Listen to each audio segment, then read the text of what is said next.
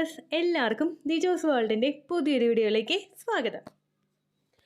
ജനുവരി മാസത്തിൽ ovulation കഴിഞ്ഞവർക്ക് implantation നടന്നു കഴിഞ്ഞാൽ ഏറ്റവും കൂടുതൽ ഉണ്ടാകാൻ സാധ്യതയുള്ള പ്രഗ്നൻസി ലക്ഷണത്തിനെ പറ്റിയിട്ടാണ് ഇന്നത്തെ വീഡിയോയിൽ സംസാരിക്കുന്നത് കേട്ടോ. ഇംപ്ലാന്റേഷൻ നടന്നു കഴിയുമ്പോൾ നമ്മുടെ ഇമ്മ്യൂണിറ്റി വളരെയധികം വീക്കായി പോകുന്നു. ഇമ്മ്യൂണിറ്റിയുടെ പ്രവർത്തനങ്ങളെല്ലാം സപ്രസ് ആവുകയും ബോഡിയുടെ ഇംപ്ലാന്റേഷൻ നടക്കുന്ന പ്രോസസ്സിന് വേണ്ടിയിട്ട് അത് കോംപ്രമൈസ് ചെയ്യുകയും ചെയ്യുന്നു. അതിൻ്റെ ഭാഗമായിട്ട് നിങ്ങൾക്ക് വരുന്ന അസ്വസ്ഥതകളും ബുദ്ധിമുട്ടും ഒക്കെ പിന്നീടുള്ള സമയങ്ങളെ അപേക്ഷിച്ച് വളരെയധികം കൂടുതലായിരിക്കും സ്റ്റാർട്ടിലെ പ്രഗ്നൻസിയുടെ സ്റ്റാർട്ടിംഗ് ആകുന്ന മാസങ്ങളിൽ. അപ്പോൾ ആ ചേഞ്ചസ് എന്തൊക്കെയാണെന്ന് നമുക്ക് നോക്കാം. നമുക്ക് സ്റ്റാർട്ട് ചെയ്യാം. വീഡിയോ സ്റ്റാർട്ട് ചെയ്യുന്നതിന് മുൻപായിട്ട് ഇമ്പോർട്ടൻ്റ് ആയിട്ടുള്ള ഒരു ഇൻഫർമേഷൻ പാസ് ചെയ്യാം. നമ്മുടെ ചാനലിൽ ടെലഗ്രാം അക്കൗണ്ട് ക്രിയേറ്റ് ചെയ്തിട്ടുണ്ട്. നമ്മുടെ ചാനലിൽ ജോയിൻ ബട്ടൺ ഇനേബിൾ ചെയ്ത് മെമ്പർഷിപ്പ് എടുക്കുന്നവർക്ക് വേണ്ടിയിട്ടാണ് ടെലഗ്രാം അക്കൗണ്ട് ക്രിയേറ്റ് ചെയ്തിട്ടുള്ളത്. ചാനൽ കയറി നോക്കി യൂട്യൂബിൽ ദിജോസ് വേൾഡ് എന്ന് പറഞ്ഞിട്ട് സെർച്ച് ചെയ്തതിന് ശേഷം ചാനലിന്റെ ഐക്കൺ വരും. അതിൽ സബ്സ്ക്രൈബ് ബട്ടന് തൊട്ടപ്പുറത്തായിട്ട് ജോയിൻ ബട്ടൺ, ഒരു സ്റ്റാർ പോലുള്ളൊരു ബട്ടൺ ഇനേബിൾ ആക്കി ഇട്ടിട്ടുണ്ട്. അതിൽ നിങ്ങൾക്ക് മെമ്പർഷിപ്പ് എടുക്കുന്നവർക്ക് വേണ്ടിയിട്ട് ടെലഗ്രാം അക്കൗണ്ട് ക്രിയേറ്റ് ചെയ്തിട്ടുണ്ട് കേട്ടോ. 159 രൂപയ്ക്കും 89 രൂപയ്ക്കും മെമ്പർഷിപ്പ് എടുക്കുന്നവർക്ക് വേണ്ടിയിട്ട് മാത്രമാണ് ടെലഗ്രാം അക്കൗണ്ടിന്റെ ബെനിഫിറ്റ്സ് കൊടുക്കുന്നത്. ഇതിൽ നമ്മൾ മെമ്പർഷിപ്പ് എടുക്കുമ്പോൾ കിട്ടുന്ന ബെനിഫിറ്റ്സ് എന്താണെന്ന് വെച്ച് കഴിഞ്ഞാൽ പ്രോംപ്റ്റ് ആയിട്ടുള്ള റിപ്ലൈ, അതായത് കമന്റ്സ് ഇടുമ്പോൾ തന്നെ വാട്സാപ്പ് പോലെ നമുക്ക് നോട്ടിഫിക്കേഷൻ വരുവാണല്ലോ, അപ്പോൾ പ്രോംപ്റ്റ് ആയിട്ടുള്ള റിപ്ലൈ ഉണ്ടാകും. അതുപോലെ തന്നെ നിങ്ങൾക്ക് എന്തെങ്കിലും റിപ്പോർട്ട്സോ വോയിസ് കോളോ അങ്ങനെ എന്തെങ്കിലും ചെയ്യണമെന്നുണ്ടെങ്കിൽ അതിനായിട്ടുള്ള ഒരു ബെനിഫിറ്റ് ഉണ്ടാകും. അതുപോലെ തന്നെ ജനുവരി മുതൽ നമ്മളൊരു പ്രോഗ്രാം സ്റ്റാർട്ട് ചെയ്യുന്നുണ്ട്. അതായത് നിങ്ങളിപ്പോൾ എക്സസൈസ് ചെയ്യുന്നില്ലെങ്കിൽ ഓവുലേഷൻ ടൈം ആണ്, അതൊക്കെ ഒന്ന് ഹെൽപ്പ് ചെയ്ത് തന്നിട്ട് എക്സസൈസ് ചെയ്യാൻ വേണ്ടിയിട്ട് നിങ്ങൾക്കൊരു സപ്പോർട്ട് കൊടുക്കുക, എന്തെല്ലാം എക്സസൈസ് ചെയ്യണമെന്നുള്ള കാര്യങ്ങൾ പറഞ്ഞു തരിക, എന്തെല്ലാം ഫുഡ് ഐറ്റംസ് ആഫ്റ്റർ ഓവുലേഷനും ബിഫോർ ഓവുലേഷനും എടുക്കണമെന്നുള്ള ഇമ്പോർട്ടൻ്റ് ആയിട്ടുള്ള ഇൻഫർമേഷൻ പറഞ്ഞു തരിക. ഇങ്ങനെയുള്ള കാര്യങ്ങളൊക്കെ നമ്മുടെ ചാനലിൽ കോൺസെൻട്രേറ്റ് ചെയ്യുന്നുണ്ട്. അപ്പോൾ ആ ഒരു ബെനിഫിറ്റ് നിങ്ങൾക്ക് വേണമെങ്കിൽ ടെലഗ്രാം അക്കൗണ്ടിന്റെ മെമ്പർഷിപ്പ് നിങ്ങൾക്ക് എടുക്കാവുന്നതാണ്. മെമ്പർഷിപ്പ് എടുത്തതിന് ശേഷം വീണ്ടും നിങ്ങൾ ചാനലിൽ കയറിയിട്ട് പോസ്റ്റ് എന്ന് പറഞ്ഞൊരു ഓപ്ഷൻ ഉണ്ടാകും. അതിൽ ക്ലിക്ക് ചെയ്തിട്ട് മെമ്പേഴ്സ് ഓൺലി ആയിട്ടുള്ള പോസ്റ്റ് നിങ്ങൾക്ക് കാണാനായിട്ട് സാധിക്കും. അതിൽ നോക്കി നിങ്ങൾക്ക് അവൈലബിൾ ആക്കാവുന്നതാണ്. ഡയറക്റ്റ് ടെലഗ്രാം ലിങ്കിലോട്ട് നിങ്ങൾക്ക് വരാനായിട്ട് സാധിക്കും കേട്ടോ. അപ്പോൾ നമുക്ക് വീഡിയോ സ്റ്റാർട്ട് ചെയ്യാം. നമ്മളുടെ ഇപ്പോഴത്തെ ഒരു ക്ലൈമറ്റ് എന്ന് പറയുന്നത് ചൂടും തണുപ്പും മഴയും ഒക്കെ ഒന്ന് ഇടകലർന്ന് വരുന്ന ഒരു ക്ലൈമറ്റ് ആണ്. അങ്ങനെയുള്ളത് കൊണ്ട് തന്നെ പലർക്കും അലർജീസ് ഒക്കെ ഉണ്ടാവാറുണ്ട്. പെട്ടെന്ന് ജലദോഷം, മൂക്കടപ്പ്, അതുപോലെ തന്നെ ചുമ, തുമ്മല്, ഇങ്ങനെയുള്ള ബുദ്ധിമുട്ടുകളൊക്കെ പലർക്കും ഉണ്ടാവുന്നുണ്ട്. പക്ഷേ പ്രഗ്നന്റ് ആകുന്ന ഒരു സ്ത്രീയെ സംബന്ധിച്ചിടത്തോളം അവരുടെ ഇമ്മ്യൂണിറ്റി ഭയങ്കരമായിട്ട് വീക്കായിരിക്കും. ഓൾറെഡി അലർജീസ് അങ്ങനെയുള്ള ബുദ്ധിമുട്ടുകളൊക്കെ ഉള്ളവർ, അതായത് ഡസ്റ്റ് അലർജി ഉള്ളവര്, പെട്ടെന്ന് നമ്മളിപ്പോ ഒന്ന് മഴ നനഞ്ഞു കഴിഞ്ഞാൽ അപ്പൊ തന്നെ ജലദോഷം വരുന്നവര്, അതുപോലെ ഒന്ന് മഞ്ഞ് കൊണ്ടു കഴിഞ്ഞാൽ അപ്പൊ തന്നെ തുമ്മലും ജലദോഷവും അലർജീസും ഒക്കെ ഉണ്ടാവുന്നവർക്കൊക്കെ ഏറ്റവും കൂടുതൽ ബുദ്ധിമുട്ടുകൾ ഉണ്ടാകുന്ന ഒരു സമയമാണ് പ്രഗ്നൻസിയുടെ ടൈം എന്ന് പറയുന്നത്. ഒരുപാട് ബുദ്ധിമുട്ടുകൾ ഉണ്ടാകും എന്ന് നമുക്ക് പറയാനായിട്ട് സാധിക്കില്ല. പക്ഷേ അവർക്ക് അലർജീസ് കണ്ടിന്യൂസ് ആയിട്ട് വരാനായിട്ടുള്ള സാധ്യതകൾ വളരെയധികം കൂടുതലാണ്. എന്റെ ഫസ്റ്റത്തെ പ്രഗ്നൻസിയിൽ എന്റെ മോള് പ്രഗ്നന്റ് ആയിരിക്കുന്ന സമയത്ത് എനിക്കുണ്ടായിരുന്ന ഒരു ബുദ്ധിമുട്ടായിരുന്നു, പ്രഗ്നൻസിക്ക് മുൻപ് തന്നെ എനിക്കുണ്ടായിരുന്ന ഒരു ബുദ്ധിമുട്ടായിരുന്നു ഡസ്റ്റ് അലർജി. അതായത് പൊടി ഭയങ്കരമായിട്ട് എനിക്ക് അലർജി ആയിരുന്നു. ആ ഒരു പൊടി അടിച്ചു കഴിഞ്ഞ് ഞാൻ ഒരു ദിവസം വരെ ഞാൻ നിർത്താതെ തുമ്മുമായിരുന്നു. ഏകദേശം ഒരു ഉച്ച അല്ലെങ്കിൽ ഒരു വൈകുന്നേരം വരെയൊക്കെ ഫുള്ളായിട്ട് അങ്ങോട്ട് തുമ്മിയിട്ട് അതിനുശേഷം തളർന്നായിരുന്നു കിടന്ന് ഉറങ്ങിക്കൊണ്ടിരുന്നേ കേട്ടോ. അപ്പൊ ആ ഒരു സിറ്റുവേഷൻ എനിക്ക് മോളെ പ്രഗ്നന്റ് ആയിരുന്ന സമയത്ത് ഭയങ്കര വേഴ്സ് ആയിരുന്നു. കാരണം പെട്ടെന്ന് എനിക്ക് ജലദോഷം വരാനായിട്ട് തുടങ്ങി. ഒരു മാസത്തിൽ 2 തവണയെങ്കിലും ജലദോഷം ഉണ്ടാകും. ഒരു മാസത്തിൽ ഒരു ദിവസമെങ്കിലും ഫുള്ള് നിർത്താതെ അങ്ങോട്ട് തുമ്മിക്കൊണ്ടിരുന്നു. അപ്പൊ ഈ ബുദ്ധിമുട്ടുകളൊക്കെ ഡോക്ടറോട് പറയുമായിരുന്നു കേട്ടോ. നമ്മൾ ആദ്യമായിട്ട് നിർത്താതെ അങ്ങോട്ട് തുമ്മുമ്പോഴേക്കും നമ്മളുടെ പ്രഗ്നൻസി ആയിട്ടുള്ള സമയത്ത് ഫസ്റ്റ് പ്രഗ്നന്റ് ആയിട്ടുള്ള ഒരു ലേഡിക്ക് ഒരുപാട് സംശയം ഉണ്ടാകും. കാരണം നമ്മൾ തുമ്മുമ്പോൾ ഇത് മിസ്കാരേജ് ആയി പോവോ, ചുമക്കുമ്പോൾ മിസ്കാരേജ് ആയി പോവോ എന്നുള്ള ബുദ്ധിമുട്ടുകളൊക്കെ ഉണ്ടാവും. നമുക്ക് ആ ക്വസ്റ്റ്യൻ ഒക്കെ നമ്മളുടെ മൈൻഡിലുണ്ടാകും. അങ്ങനെ ഈ കാര്യം ഡോക്ടറോട് ചോദിച്ചപ്പോഴേക്കും അവർ പറഞ്ഞൊരു കാര്യമാണ്, പ്രഗ്നന്റ് ആകുന്ന ഒരു സ്ത്രീക്ക് അവരുടെ ഇമ്മ്യൂണിറ്റി ഭയങ്കര വീക്കായിരിക്കും. ഈ ഇമ്മ്യൂണിറ്റി വീക്ക് ആകുമ്പോഴേക്കും നമുക്ക് റെക്കറന്റ് ആയിട്ട് അലർജീസ് ഉണ്ടാകാനായിട്ടുള്ള സാധ്യതകൾ കൂടുതലായിരിക്കും. പിന്നെ നമ്മളിങ്ങനെ ചുമച്ചു എന്ന് വിചാരിച്ചോ, നമ്മൾ തുമ്മിയെന്ന് വിചാരിച്ചോ, അതൊരിക്കലും കുഞ്ഞിന് ഹാംഫുൾ ആവില്ല. കാരണം കുഞ്ഞ് പ്രൊട്ടക്റ്റഡ് ആയിട്ടുള്ള ലെയേഴ്സിനകത്താണ് കുഞ്ഞ് സ്ഥിതി ചെയ്യുന്നത്. അതുകൊണ്ട് തന്നെ നമ്മളൊന്ന് ചുമച്ചാലോ ഒന്ന് ആഞ്ഞു തുമ്മിയാലോ ഒന്നും ആ ഒരു പ്രഗ്നൻസി ഏർലി സ്റ്റേജിലൊന്നും മിസ്കാരേജ് ആയി പോകാനായിട്ടുള്ള ഒരു സാധ്യതയും ഇല്ല എന്ന് അവർ പറഞ്ഞിട്ടുണ്ടായിരുന്നു. അതുപോലെ തന്നെ മറ്റുള്ളൊരു കാര്യം കൂടി പറഞ്ഞിട്ടുണ്ടായിരുന്നു. ഇങ്ങനെയുള്ള ഇൻഫെക്ഷൻസ് ഒക്കെ വരുമ്പോഴേക്കും നമ്മൾ പ്രധാനമായിട്ട് ശ്രദ്ധിക്കണം. ഇൻഫെക്ഷൻസ് കൂടി പോയി കഴിഞ്ഞാൽ, ഒരു തുമ്മല് കൂടുതലായിട്ട് വന്ന് നമുക്ക് ജലദോഷമായി, നമുക്ക് കഫക്കെട്ട് ആയി കഴിഞ്ഞു കഴിഞ്ഞാൽ നമ്മൾ അൺവാണ്ടഡ് ആയിട്ട് ആന്റിബയോട്ടിക്സ് എടുക്കേണ്ടതായിട്ടുള്ള ഒരു സിറ്റുവേഷൻ വരും. ആക്ച്വലി നമ്മളൊന്ന് വിചാരിച്ചു കഴിഞ്ഞാൽ കൺട്രോൾ ചെയ്യാൻ പറ്റുന്ന ആ ഒരു സിറ്റുവേഷനിൽ നമ്മളത് വിചാരിക്കാതെ നമ്മൾ ഡോക്ടറെ കാണണ്ട, നമ്മൾ സ്വയം ട്രീറ്റ്മെന്റ് ചെയ്താൽ മതി എന്ന് വിചാരിച്ചിട്ട് നമ്മൾ അങ്ങനെ നീട്ടി പോകുമ്പോഴേക്കും അത് ആന്റിബയോട്ടിക്സ് നമ്മൾ ആവശ്യമില്ലാതെ എടുക്കേണ്ട ഒരു സിറ്റുവേഷൻ ഉണ്ടാകും. അപ്പൊ ആ കാര്യങ്ങളോട് നിങ്ങൾ ശ്രദ്ധിക്കണം കേട്ടോ. പ്രഗ്നന്റ് ആകുന്ന ഒരു സ്ത്രീയെ സംബന്ധിച്ചിടത്തോളം ഏറ്റവും കൂടുതൽ അലർജീസ് ഉണ്ടാകുന്നതിനായിട്ടുള്ള പ്രധാനപ്പെട്ട 2 കാരണങ്ങളുണ്ട്. ഏറ്റവും ആദ്യത്തെ ഒരു റീസൺ എന്ന് പറയുന്നത് ഈസ്ട്രജൻ ഹോർമോണിന്റെയും പ്രൊജസ്ട്രോൺ ഹോർമോണിന്റെയും ഇൻക്രീസ്. പ്രഗ്നന്റ് ആകുമ്പോഴേക്കും ആ ഒരു പ്രഗ്നൻസി സർവൈവ് ചെയ്ത് മുൻപോട്ടേക്ക് കൊണ്ടുപോകണമെങ്കിൽ നമ്മളുടെ ശരീരത്തിൽ ഈസ്ട്രജൻ ഹോർമോണും പ്രൊജസ്ട്രോൺ ഹോർമോണും ഇൻക്രീസ് ആകണം. നമ്മളുടെ സാധാരണയായിട്ട് നമുക്ക് പ്യൂബർട്ടി കഴിഞ്ഞിട്ടുള്ള ഒരു സമയങ്ങളിൽ ഏറ്റവും കൂടുതൽ ഈ ഹോർമോൺസ് 2 ടൈപ്പായിട്ടാണ് നമുക്ക് വർക്ക് ചെയ്യുന്നത്. ആദ്യത്തെ ഫേസിൽ, അതായത് നമ്മുടെ ഫോളിക്കുലർ ഫേസിൽ ഈസ്ട്രജൻ ഹോർമോണും ലൂട്ടിയൽ ഫേസിൽ പ്രൊജസ്ട്രോൺ ഹോർമോണും. ഇതിന്റെ രണ്ടിന്റെയും ഇൻക്രീസ് ഒരുമിച്ച് നമുക്ക് ഉണ്ടാകുന്നത് പ്രഗ്നൻസി ആകുന്ന ആ ഒരു സമയത്താണ്.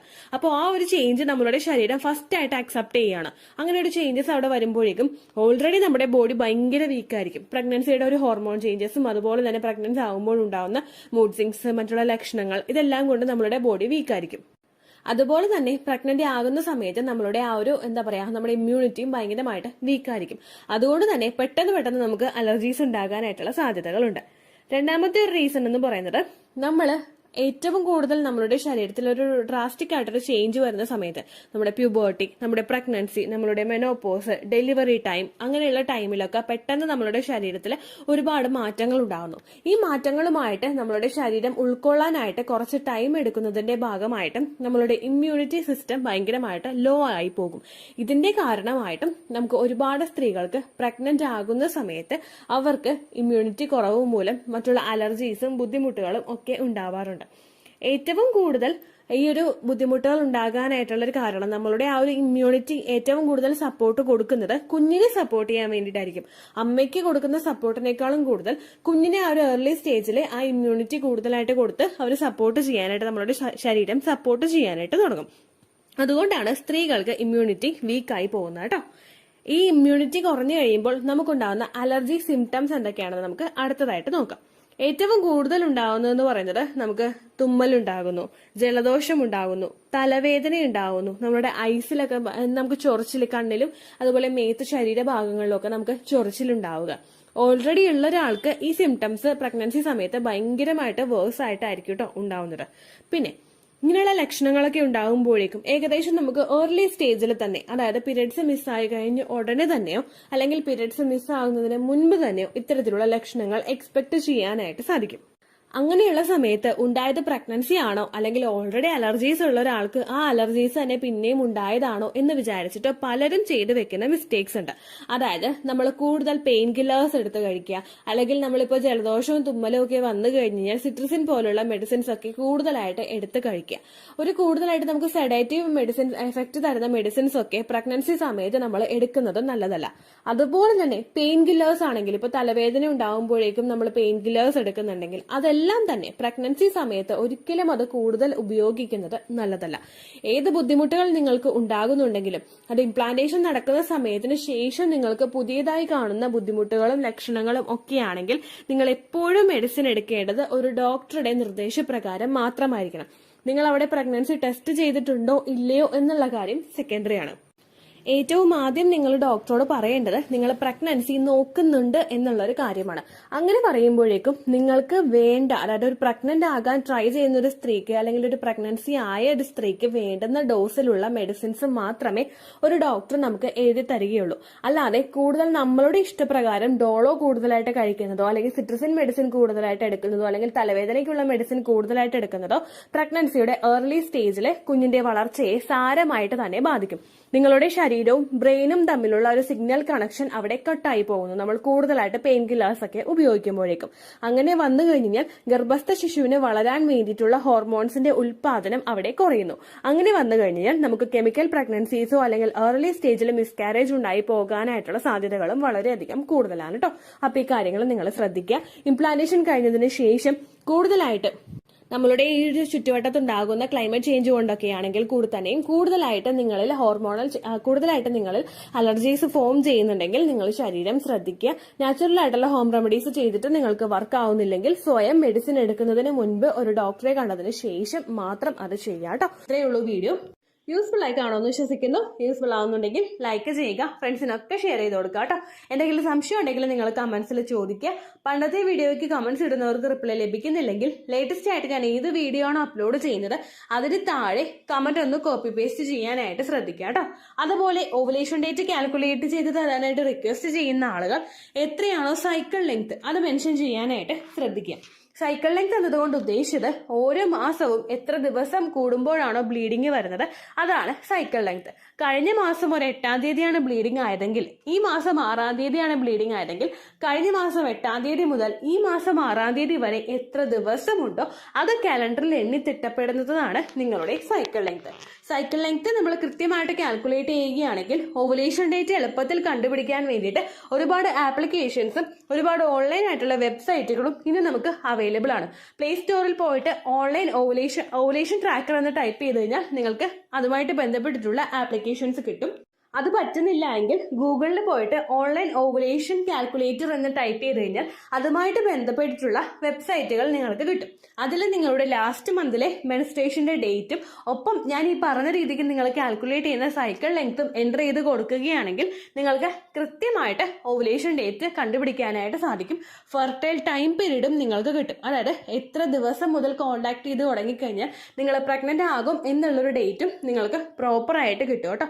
ഇത് കാൽക്കുലേറ്റ് ചെയ്യുന്ന സമയത്ത് സൈക്കിൾ ലെങ്ത് കാൽക്കുലേറ്റ് ചെയ്യുന്ന സമയത്ത് നിങ്ങളുടെ ആ ഒരു കലണ്ടറിൽ നോക്കി തന്നെ നിങ്ങൾ കാൽക്കുലേറ്റ് ചെയ്യുക. പല മാസങ്ങളിലും 30-31 ദിവസമുണ്ട്, അതുകൊണ്ടാണ് അങ്ങനെ പറഞ്ഞത്. ഒപ്പം നിങ്ങൾക്ക് ബ്ലീഡിങ് തുടങ്ങിയ ദിവസത്തിന് വേണം നിങ്ങൾ ഡേ 1 ആയിട്ട് എടുക്കാൻ വേണ്ടിയിട്ട്. സ്പോട്ടിങ് തുടങ്ങിയ ദിവസത്തിനെ, അതായത് ചെറുതായിട്ട് ഡിസ്ചാർജ് പോയി തുടങ്ങിയ ദിവസത്തിനെ നിങ്ങൾ കൺസിഡർ ചെയ്യേണ്ട ആവശ്യം ഇല്ല കേട്ടോ. അപ്പോൾ ഇത്രയേ ഉള്ളൂ വീഡിയോ. അടുത്തൊരു വീഡിയോ ആയിട്ട് നമുക്ക് വീണ്ടും കാണാം. ബൈ.